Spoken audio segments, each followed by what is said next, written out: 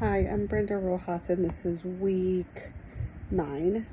The first question is discuss the mandated reporting involving intimate partner violence. What are you required to report, and what must you keep confidential with an adult client? So I am a mandated reporter. I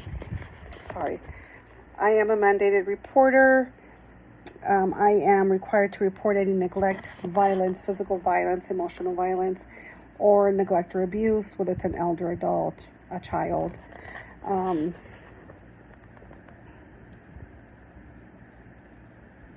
What must I keep confidential? There's not a whole lot that I can keep confidential unless there's like a pregnancy. If there's a sexually transmitted disease, those are reportable to public health, such as chlamydia or gonorrhea.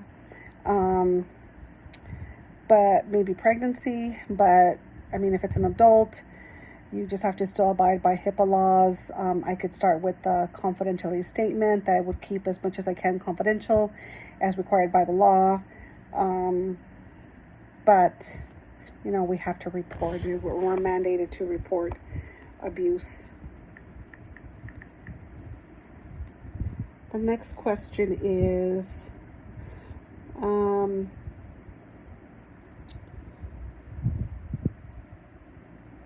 I had to discuss any past nursing experience you've had with the client involved in intimate partner violence as either the victim or the perpetrator.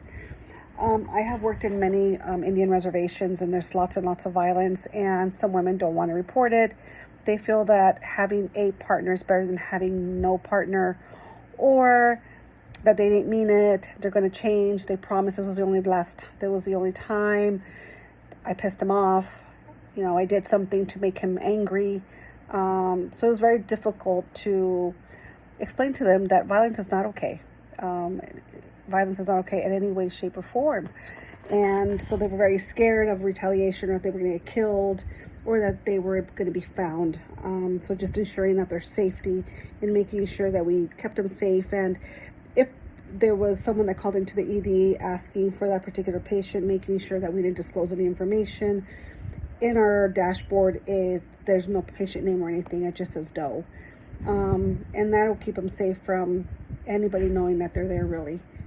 We've always gone one step ahead and making sure that, because it was a small critical access hospital, if the perpetrator was going to be brought in for one reason or another, that we were notified ahead of time so we could place the victim in a whole different area in the ED or in a whole different unit just to keep her safe. As a mental health nurse practitioner, how would we approach therapy with the perpetrator who's wanting to change their behaviors, who has a past of history of generational physical abuse in their childhood and angry outbursts? What is the best therapy modality? And would this person benefit from group therapy? Why or why not? So CBT therapy would be my choice. It's depending on the perpetrator. If they want to change, then we could go through therapy. We can identify, of course, we'll start with some childhood history. We did discuss ACEs and trying to figure out their childhood and the type of violence they had in their childhood and how they impacted who they are now and how they behave now. And through therapy, just making sure that we get them to disclose that information and work on themselves and the anger that they have and how to deal with the anger and turn it into a positive, and kind of looking at how can we change all the negative into a positive, and how can we change ourselves. And so it's doable. I've seen perpetrators go through very extensive counseling, and at the end just becoming someone very different.